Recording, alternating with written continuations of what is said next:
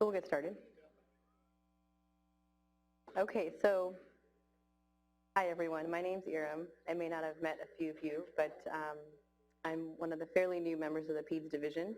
And today I'll be talking about, oh wow, the color keeps changing because of this cord, so I'll try not to move it too much. But we'll be talking about vascular anomalies of the head and neck, which is a huge topic, but we have a few goals, which is talking about the controversies.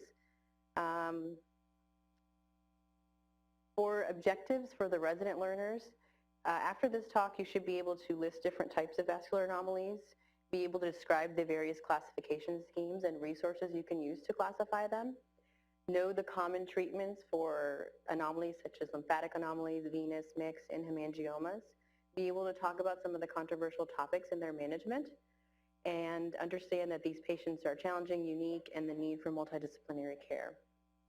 So this is a panel. Here are my three panelists, Dr. Chang, Dr. Trong, and Dr. Poltai. I said the names in the order they're sitting here, but that's obviously not the order up there. And I thank them for their time and their expertise today. So what I'm going to do is this is still working. What I'm going to do is just give an overview of lymphatic and of vascular anomalies for the residents, give some background, and then we'll go through a couple cases and we'll turn to our panelists for their expertise and their thoughts on some of the controversial topics. So vascular anomalies, this is just a way I've used to classify and understand all the different types. There's various different types. This is an overwhelming chart, and it's an overwhelming topic, and it's a lot to discuss in such a short period of time. But to break it down, there are vascular tumors, such as hemangiomas, and there's multiple different types, which we'll talk about. And there's a lot more different types that are much rarer, which is kind of outside the scope of today.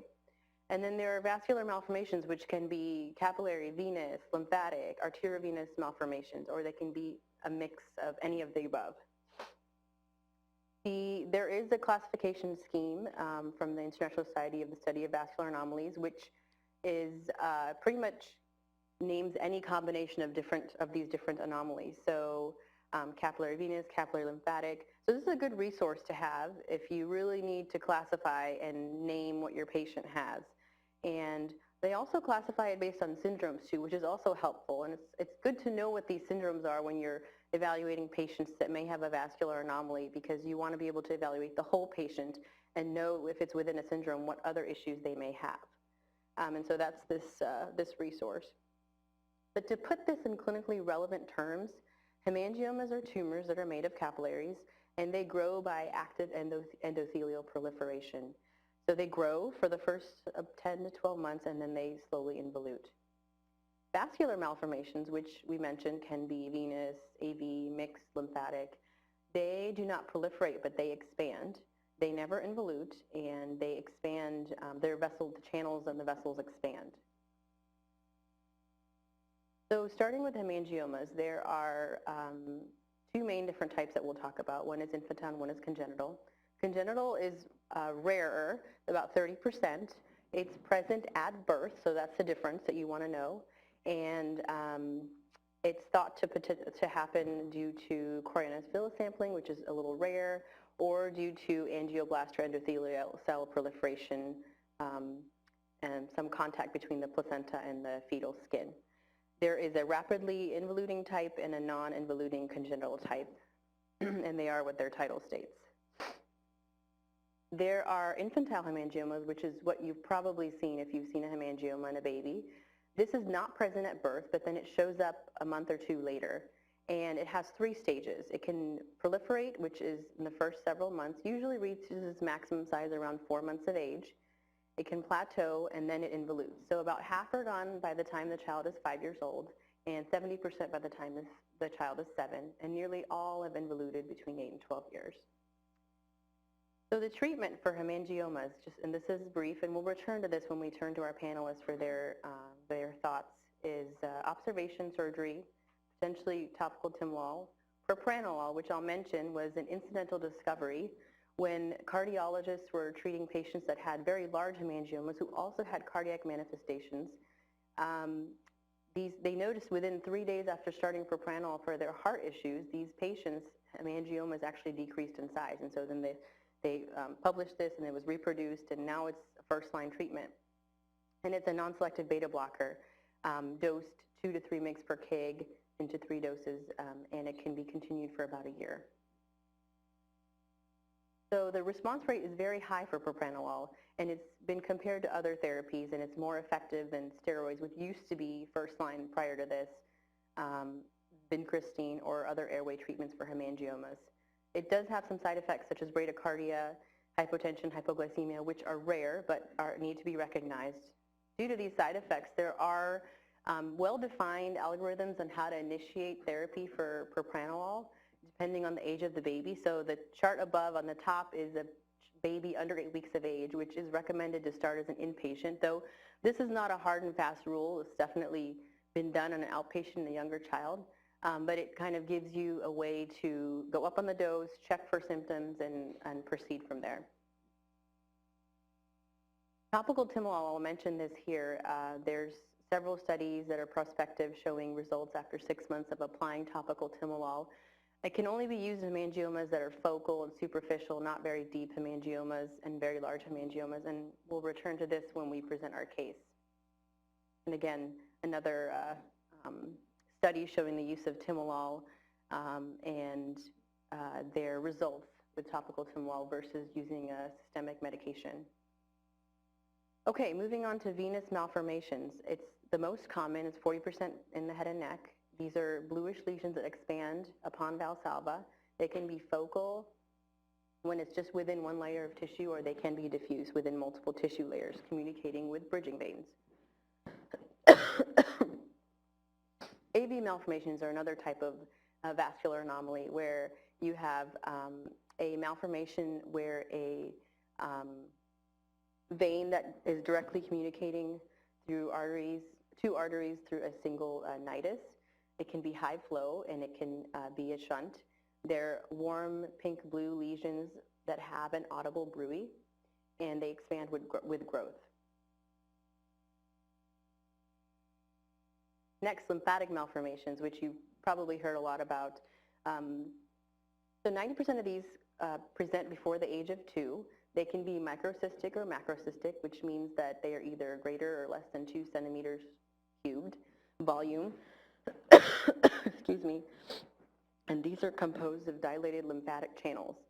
70–80% present in the head and neck, and they're diagnosed by MRI imaging.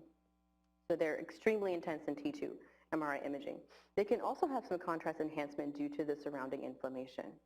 So treatment, again, kind of reviewing your options for hemangioma, and then your treatments for lymphatic malformations can be surgery, which can be partial or complete, radiation, which is more historical but worth mentioning, or a variety of different sclerotherapy agents. So I wanted to comment on the sclerotherapy agents because there are many of them, and there's different uses for them, and they can be used on lymphatic malformations, venous malformations, mixed malformations. I'm just going to spend a moment clarifying that before we talk about our cases. So I wanted to mention, before we go into that, one thing to mention when it comes to sclerotherapy agents is the characteristic of the lymphatic malformation in order to make that an optimal case or optimal patient to use it on. So lymphatic malformations can be macrocystic, they can be mixed, they can be microcystic, but the important part of this definition is not the morphology that you see on the patient, but rather the radiographical diagnosis. So as you can see here on the left, this is a macrocystic lesion, which you probably could tell looking at the baby, but it's the MRI that demonstrates that it's a macrocystic lesion. And the mixed lesion, you may not know if it's macrocystic or microcystic, but as you can see in the imaging, you can see that there's a macrocystic component on the bottom there, and on the more cranial is the microcystic lesion. And then here you have your completely microcystic lymphatic malformation. So one thing I want to mention is the use of OK432 because it's controversial, and we use it at Iowa, and it's a lyophilized mixture of low virulent strain group A strep pyogenes that's been incubated with penicillin, so it works as an immune modulator, and it was developed in Japan, and they noticed that it was effective in malignant pleural effusions in patients that had lung and gastric cancer. And so then when they noticed that these patients had improvement in their pleural effusions, it was then trialed in the 80s in lymphatic malformations and then went on from there in smaller studies in the US and bigger studies. So there was a phase 2 clinical trial at University of Iowa using OK432, and that helped build the algorithm and the protocol for OK432 use and the clinical characteristics that would lead to the best possible outcomes. So we in response to patients that were treated with it, we then looked at the MRI or the CT to see if they had a response. And if 90% or greater of the lymphatic malformation resolved, then it was incomplete, and you can see the rest of it goes from there. Substantial was over 60%, incomplete was 20, and then none is 0 to 19%. So just an example of how a size reduction would happen in a complete resolution of lymphatic malformation that was treated with OK432. And then the 117 patients that were treated, about 67% were in the category of complete or substantial response. But the important thing to know was that it was the macrocystic patients that had 94% or better response rate. So it was really successful for macrocystic patients. That being said, there was a study published by Dr. Balakrishnan, who was our guest a couple weeks ago, that where he showed that sclerotherapy was not superior to surgery, that neither was a superior treatment in the treatment of lymphatic malformations. So you have a lot of options for sclerotherapy. The most common probably used is bleomycin, so I'm going to talk about that. It is used in macrocystic type lymphatic or lymphovenous malformations. It minimizes the risk of it entering the bloodstream, so it's injected directly into the malformation. It does have a potential side effect of pulmonary fibrosis, and depending on the age of the patient, PFTs are done prior to use. Obviously, you can't do that in little kids. And it also has the side effect of activating melanocytes post-treatment, so we avoid using tape or adhesives after the patient's received bleomycin treatment. But it's effective, and if you'll talk to interventional radiologists, they love it because it doesn't cause as much nearby inflammation, and so it can be used near important structures such as the eye. And its biggest limitation is a maximum lifetime dose. And then there are a couple other agents such as sortradicol, which is very inflammatory and have to be very careful anatomically where you use it. And then doxycycline, which is not used as much anymore in my experience. So some of the controversies of lymphatic malformation management are some of these therapies. One of the biggest questions is surgery or sclerotherapy. Which one is superior? And then other therapies such as using topical timolol versus using oral propranolol, or the use of sirolimus or sildenafil. So I'll go through a couple cases, and then we'll stop and we'll talk, and we'll hopefully address all of these questions while we go through these cases. So case one, and I purposefully didn't put specific details or pictures in this because I want to talk about a couple different variations of how this can present. We have a 4-month-old female who presents to clinic with a facial hemangioma. She's received an ultrasound, and that's confirmed, and it's consistent with hemangioma in the subcutaneous tissue, so not in the parotid, but in the subcutaneous tissue. There's a small area of color change of the skin. How would you treat this? Lots of options. I wanted to open it to our panelists for their thoughts. And then also, after we talk about this, it'd be nice to talk about what you would do if there was skin color change, ulceration, or if it was within the parotid. One important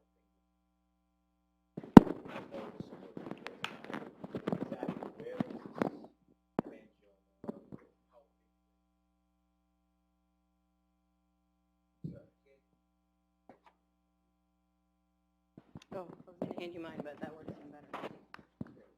So just to repeat myself, I think the important thing is to know some more details about this in terms of where is this hemangioma, how big is it, and is it actually altering some function in the baby?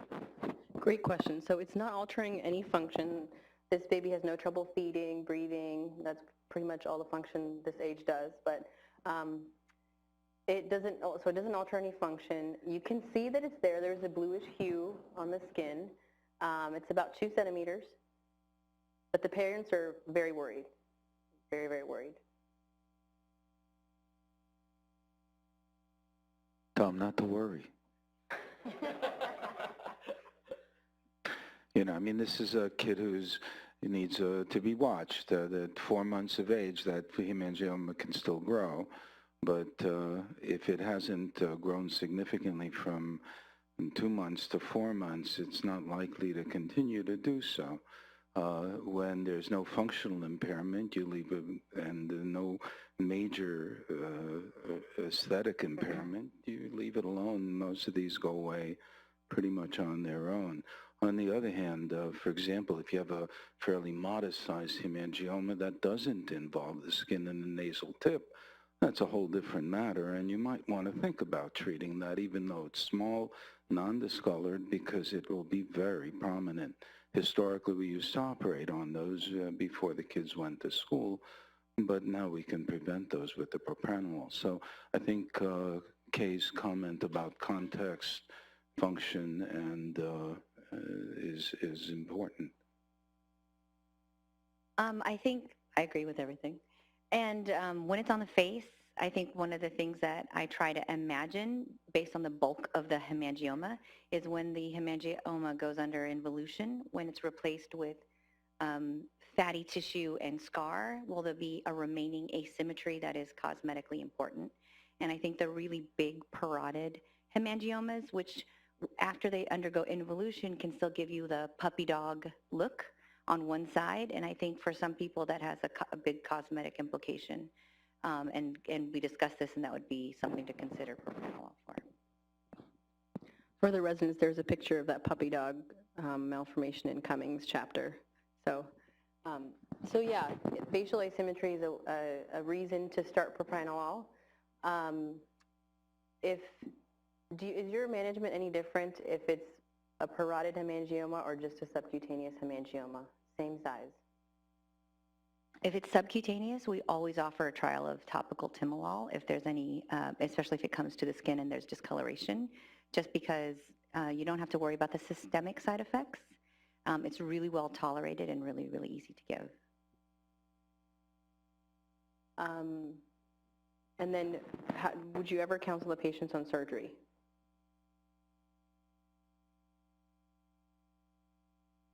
Not in this case. These parents specifically asked about that because they wanted to know. This ultrasound has shown us this is a hemangioma, but how do we know for sure? Again, what I think helps most in this circumstance is pictures, okay? And one of the things that we created early on at the Vascular Malformations Clinic back 10, 15, 14 years ago was a series of before and after of what happens with natural evolution of the hemangiomas. It's profoundly influential with parents to show them what nature can do. Now, you also show them when circumstances when nature won't do the trick, and then you need to intervene. And then you've got, fortunately now we have these the propranolol is amazing.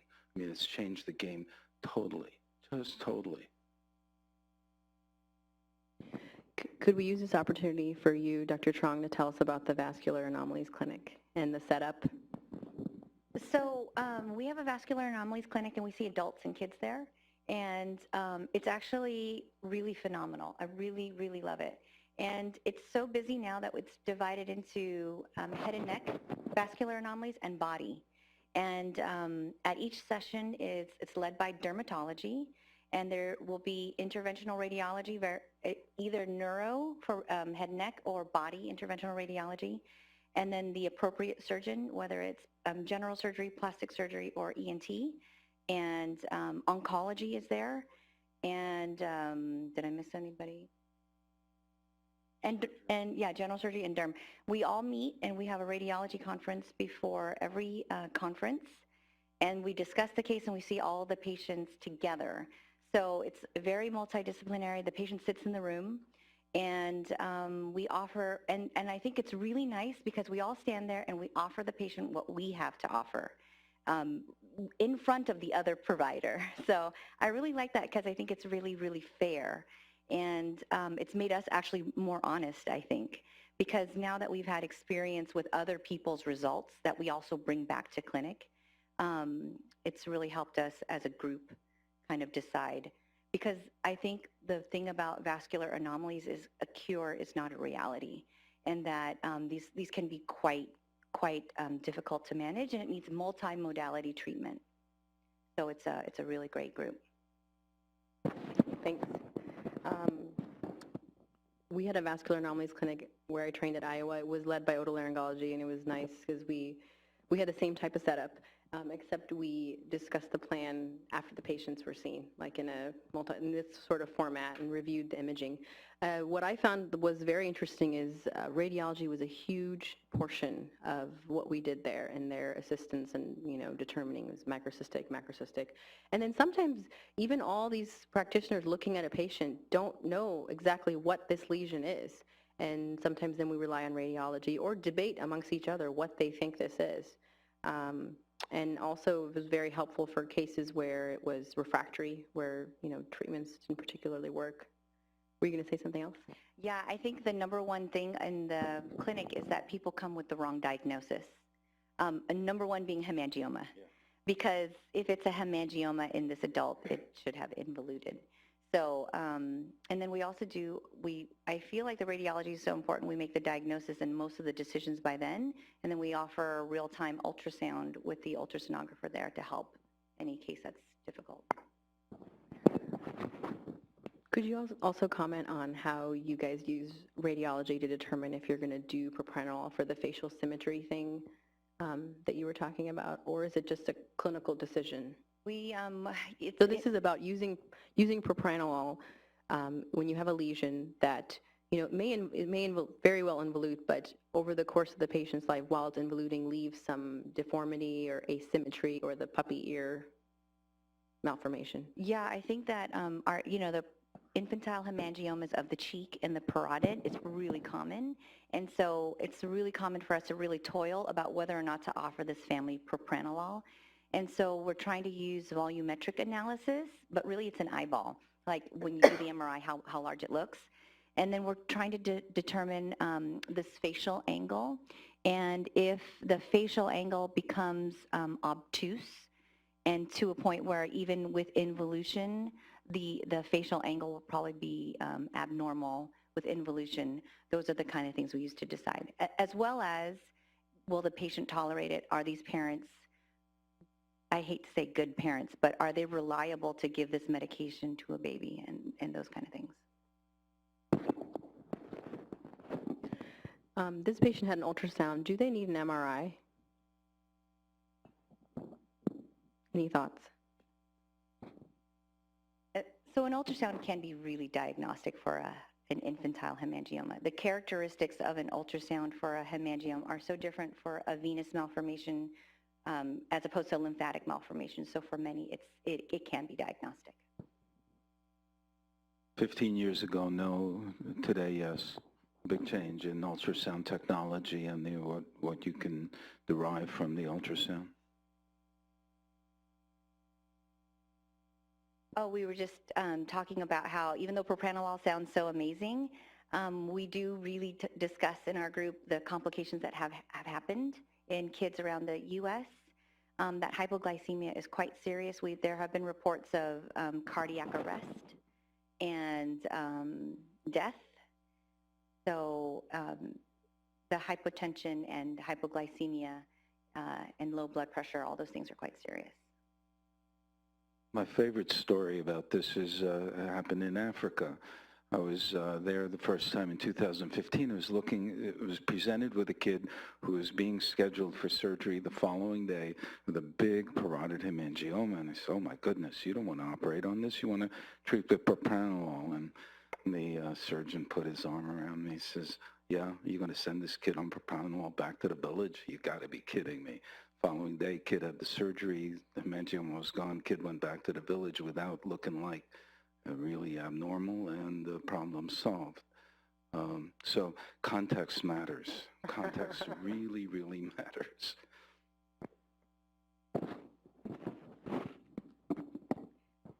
Thanks for mentioning the complications for propranolol.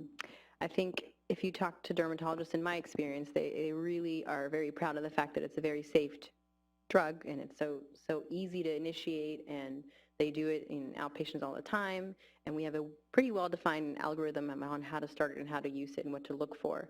But it is really important to know that there are side effects, and so if you're making that decision, it should be thoughtful, and it should take everything into account. And do any of you start propranolol in your own clinic, or do you send them to dermatology, or do you follow the algorithm that Dr. Trong showed us?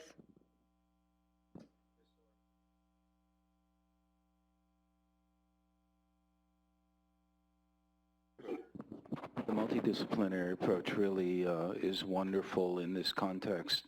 They become experts at this, and we're experts at the surgical part of the piece, and there's much merit in that. Okay, thank you. We're going to go on to the next case. So this was actually my patient, and they had an appointment with derm already, and we only had an ultrasound, and I talked to the radiologist about, can we for sure know this is hemangioma, and yes, when we avoided an MRI, and for now we've avoided using propranolol as well. So the next case is a 10-year-old female who's a patient of mine who presented to resident clinic on a Friday afternoon with a sore throat for 3 weeks. She had seen her pediatrician, and they had done a strep swab, which was negative. She actually saw an otolaryngologist locally who noticed asymmetric tonsils on exam and referred her to a tertiary center, pediatric otolaryngology. This patient came with a CT scan that looked like this. Obviously, you can see there's some sort of abnormal lesion that might be cystic in nature that's causing the tonsil to be medialized in the parapharyngeal and retropharyngeal spaces. She had an MRI as well, where you can see in the T2 it really, really lights up. And this led us to our diagnosis of a lymphatic malformation in a very tricky anatomical site. She was having trouble swallowing, and she wasn't having limitations physical activity in terms of breathing, but she was getting there. So for this patient, we treated her with OK432, and due to the inflammation it caused, we ended up having to trach her. And we talked about this ahead of time with the parents, that it was going to potentially cause inflammation, and we really had to secure her airway. So she's 10 years old, it's her summer in 5th grade, and she got a trach. We then drained the lymphatic malformation, injected with OK432. 3 months later, she had no recurrence, she was breathing great, she got decannulated and is doing really well. So my question for the panelists would be, what would you do with this type of patient? What would your vascular anomalies clinic look at? What you did. Except probably wouldn't use OK432. That's not FDA approved, right. And Richard's had a long-standing approval to use it in his many studies, and you're fortunate to have the opportunity, the experience with this. We've used a variety of things depending on the institution I was in, and the radiologist, it's usually their choice, but we've had experience with doxycycline. We've had experience with the ethambutol, which is used here a lot, alcohol as well. I think the material that the largest experience was with doxycycline, and it seems to work about half the time. I know that right now, Dr. Doe is using a lot, in the head and neck, is using a lot of ethanolamine or sotradecol, or a combination of the two. But whatever it is, the idea is that you withdraw the fluid, you inject it, it's full, and then it gets inflamed. And the inflammation is like a few months. So I think especially the sotradecol is a lot of inflammation. Correct. So I think he says 3 months, like we expect your result in 3 months with whatever you think you're giving. So you'd have to secure the airway. You can't leave him intubated for 3 months. I have a question. Does this kid have sleep apnea? Did this kid have sleep apnea? Yeah. That's Any history of snoring at all? I don't remember that being part of her complaint. Interesting. Looking at those pictures, you'd think so. So for securing the airway, any other thoughts other than, yeah, we have to in terms of, I mean, you had to do a trach. You had no choice, given the, look at the amount of airway you have. Yeah. Any further, she's chronically obstructed. That's probably the reason why her symptoms are limited. But any increase in inflammation is going to shut her off. And so I think the decision of a prophylactic trach was a wise one. I think it was appropriately handled. Well done. Nice, hard case. I really appreciate your input on how different institutions do things differently. Here, is there a lot of bleomycin use, or any thoughts on bleomycin for something like this? That I think in general, we're not doing a lot of bleomycin. I think in general, people are not doing a lot of bleomycin. I think the results have been disappointing. My generation has historically been scared of bleomycin, and because of pulmonary fibrosis, I think we would go back a generation where we were using this more routinely, and we saw a fair amount of it. So we see a younger group using bleomycin. We're just starting to do it now, yeah. In novel ways rather than dripping it in, using the lymphatics as a means of dispersing the drug into the lesion. Again, I don't have any personal experience, so I can tell you that pulmonary fibrosis was a real issue when it was used a little bit less selectively. Yeah, I take that back. I meant in this instance, like for sclerotherapy, but intralesionally, I think it's becoming more popular now.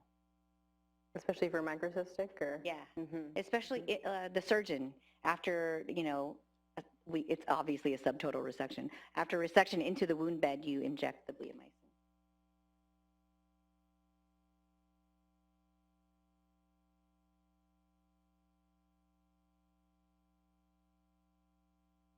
It's interesting. I had a kid with not nearly as big one, but right behind the tonsil. And we did a tonsillectomy and resected what looked like the inside of a heart. And it was that funny fibrous tissue. And that did the trick on that kid. But then, once you watch that carotid pounding, it was a little scary. But that was the only time that we've done anything like that. Ranulas you can marsupialize. The lymphatic malformations don't seem to work that way. Okay, our next case is actually a patient of Dr. Koltai's. So this is a 13-year-old who had menarchal onset of left parotid swelling and pain. She had some facial weakness, especially in the upper divisions of the facial nerve. And this malformation was failed to be controlled by 3 separate trials of embolization. It continued to grow and caused pain as well as increasing nerve weakness. So, Dr. Koltai, if you'd like to comment on this, or I can go through the whole case and then you can... Yeah, I don't wish this on anyone. So, this was, after the failed embolizations, this was operated on, and here is the OR picture, and then these beautiful pictures of the surgery. Well, again, the problem here is the AVM this is a real, it's a biologic disease. Whatever is causing that thing to occur is causing changes in all of the tissues around it. So what you ended up seeing, I think if you go into the next slide, is that here, is this it? It's the top green button. Which is the laser? Right under the... I'm holding it the wrong way. All right. Again, the nerve here, finding the nerve and finding the artery that was feeding it was key. And we started by going into her neck and tying off the external carotid, which on the angio was the primary feeder vessel. And this was right after the third embolization. We embolized her the night before the case again. Then the surgery itself, again, we used the standard monitoring of the nerve and with control of once you control the nerve, you can control the rest of the lesion. But getting at the nerve was, excuse the pun, nerve-wracking. What you can see here is that the nerve itself is become hypervascularized. It's 2 or 3 times the size of a normal facial nerve. Here it's coming out of the stylomastoid, and here's the pes. And you can see it's huge. And the neovascularization that's affected the all of the circumferential tissues has also affected the nerve. Go on. And there again, you see the neovascularization of the nerve. Again, digging this out was hard. It took a long time. And when we were done, everything was working. We filled the defect with some abdominal fat to minimize the defect from the total parotidectomy. There really no parotid left at this point. And I have our last one is the post-op. Here we go. We didn't get a great or perfect result by any means. The marginal is weak. Her eye is closing nicely, but there's clearly asymmetry. You can see the weakness of the left nasolabial fold here, as well as some of the weakness on the eye closure. But the defect here is reasonably came out good. I've seen Jackie now for many years for follow-up. She's now a young adult, and there's been no recurrence, and that's been the great benefit of the operation. So, again, difficult surgery, difficult to control with all of the other techniques, but this is difficult work. That's all I can say. It's difficult work. Do either of you have any comments on your management of AV malformations? Rare. I think they're very interesting because on your original table, you put AV malformations on the non-proliferative side, which is what it's in the textbook. But I think that we all realize that it's probably more complex because they can undergo resections or they can undergo embolizations and they can have regrowth. And the tips of the vessels themselves then can become sites of AVM. So the thought is that it is actually more on the proliferative. It is a tumor. It is on the proliferative side. So a lot of our new research in our group is to treat it like a tumor and to start treatment with sirolimus and combine modalities. And so we have a small case series that we'll be presenting of some pretty good response in combination with sirolimus in treating these AVMs. This is a biologic disease in the sense I think we're going to find some med the way we found propranolol for hemangiomas, Avastin for the really bad papillomas. Eventually we're going to come up with some drug that stops the growth of the vessels.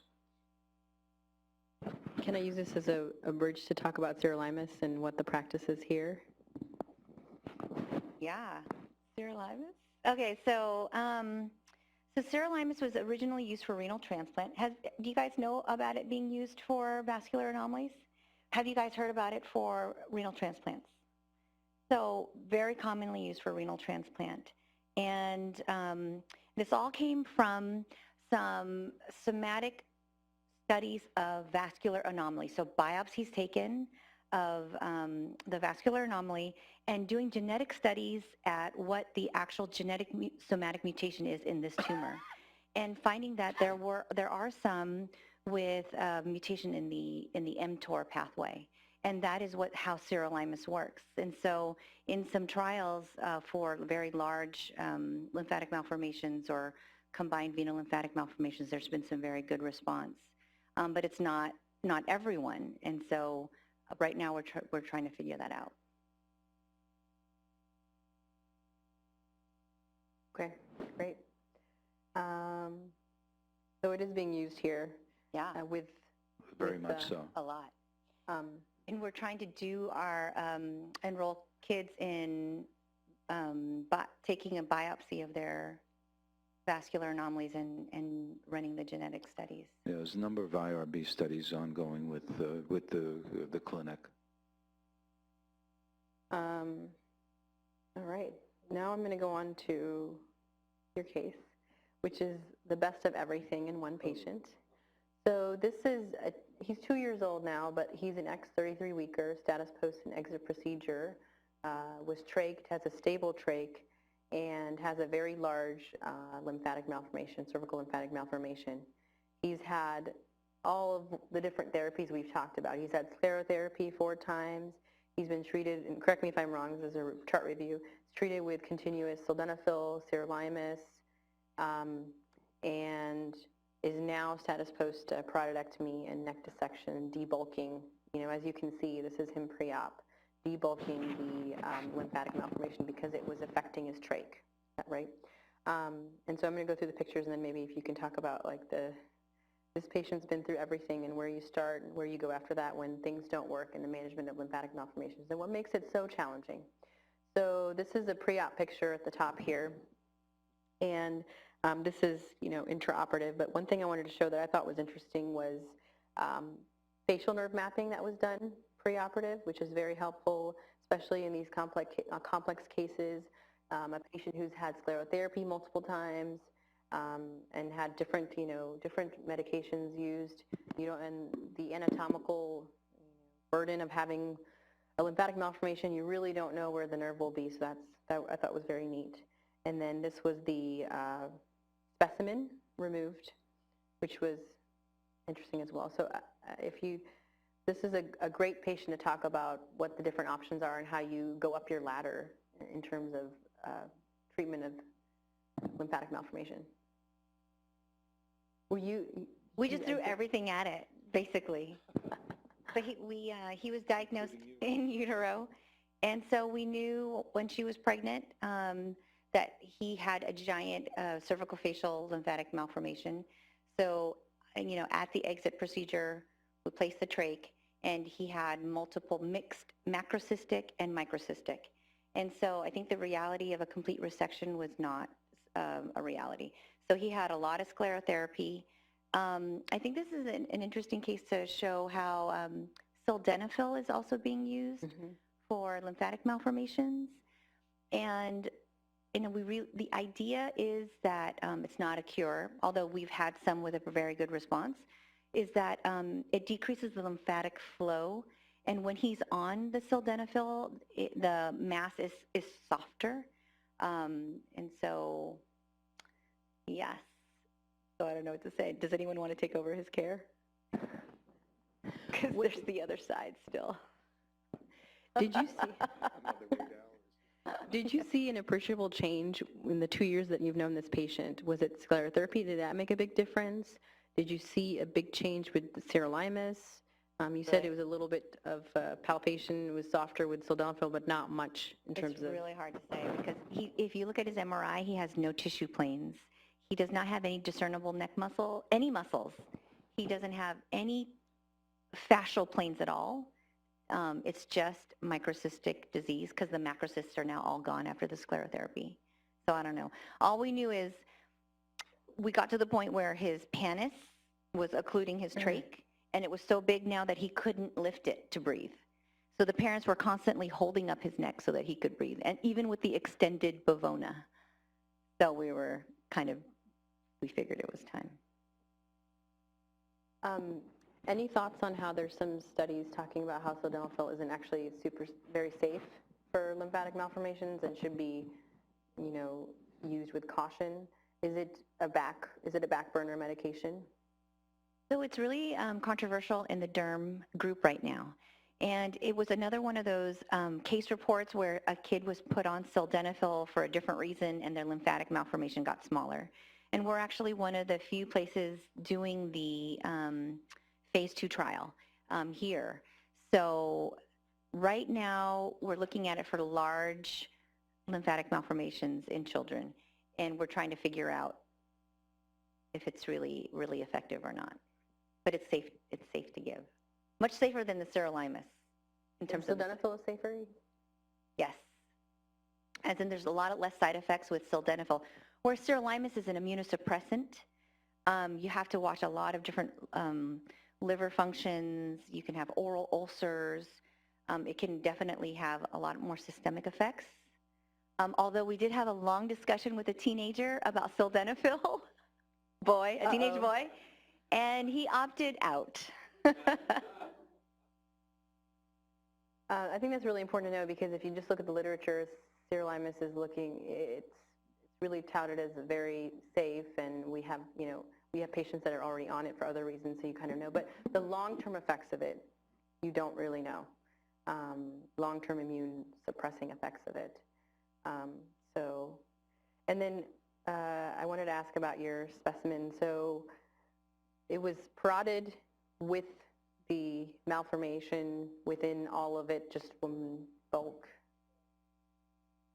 Impressive. There was we couldn't discern any tissue at all. It just all seemed like lymphatic malformation. So No. They just said microcystic lymphatic malformation. Who knows how much of it they looked at because it was such a big, I have no idea. Okay, so that, oh yeah.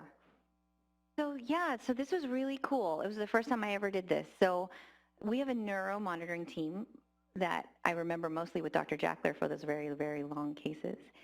Yeah, and so using similar techniques, they stimulated and drew out a map of the facial nerve for me beforehand. They had never done it themselves. They were kind of unsure of it, but it actually turned out to be extremely helpful, mostly because in a kid, where the facial nerve exits is extremely variable. And I think that's because of, number one, the mastoid tip drops as your facial, as your face develops.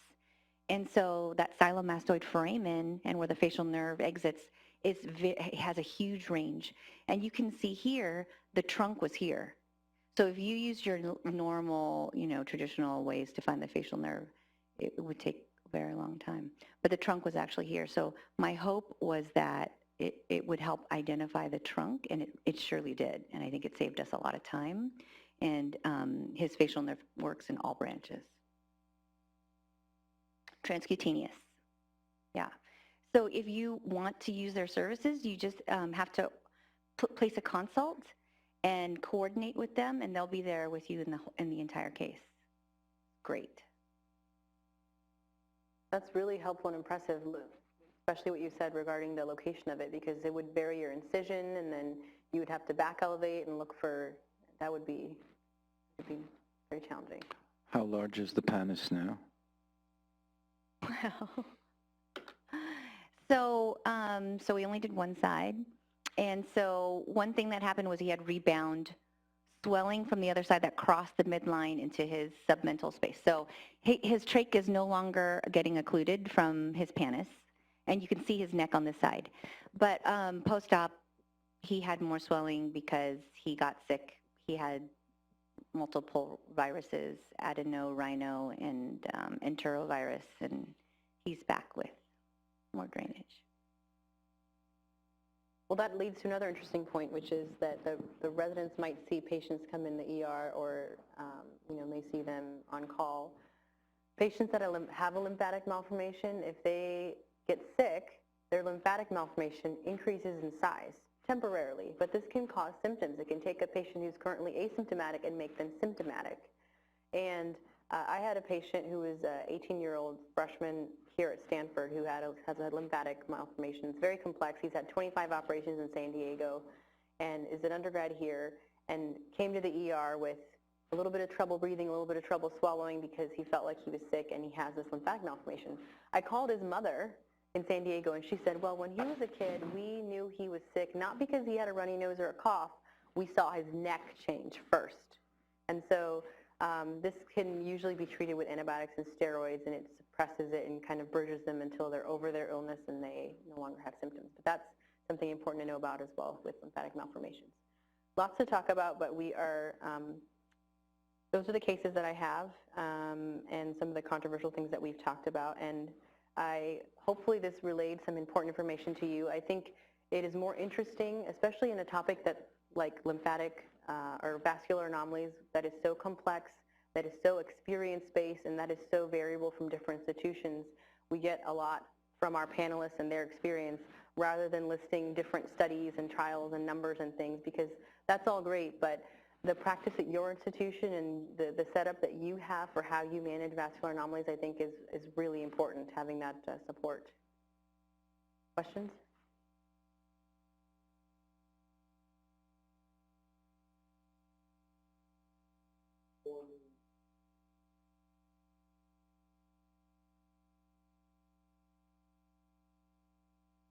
So in the extremities, in the vascular anomalies group, before we split, I had to see these kids with elephant legs, and so they have elastics and things that like compression stockings that they have made for them, and they wear them on a regular basis, and they make a huge difference in the size, the overall size. But in the head and neck, I think it's hard.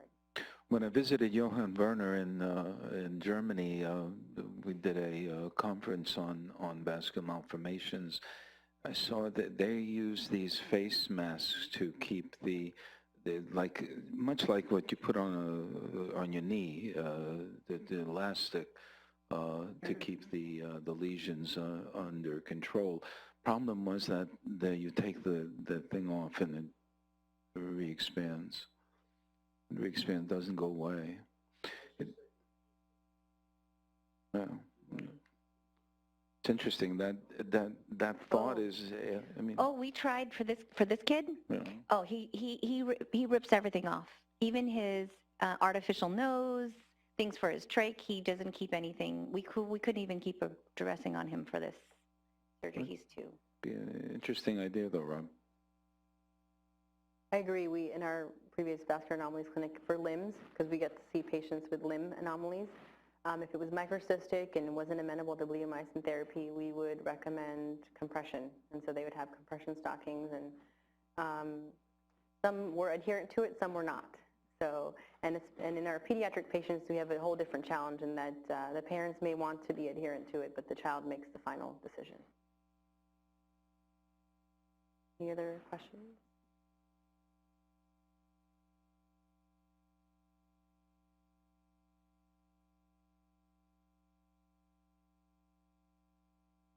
Yeah.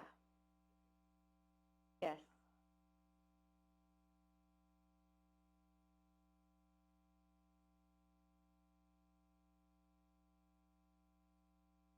Yes. My worry, though, was because of his midline and how his face looked. I didn't know where his facial nerve was and his marginal nerve. And so after discussing it with a couple different people, my plan was to do this and address the midline more in the second case to chase it. So in this next side with a modified Blair incision, I'll cross more of like an apron incision and go across the midline to then try to get all the lymphatic malformation out. Mark Richardson, when he was chief at Seattle Children's, had a large experience with operating on these lesions, and what was, and it's published, what it showed nicely was that once you get the lesions above the hyoid, the incidence of major cranial nerve injury is very, very high, and surgical and recurrences are very high, and the need for persistent trachs is high. So again, if it's above the hyoid, past on both sides, I mean, these have no surgical solutions, and there's no medical solutions either, and it's really frustrating. Frustrating for the families, the kid, obviously, and for those of us who have to treat it. And there's no answer yet, and there's going to be some kind of medical answer. It's not surgical.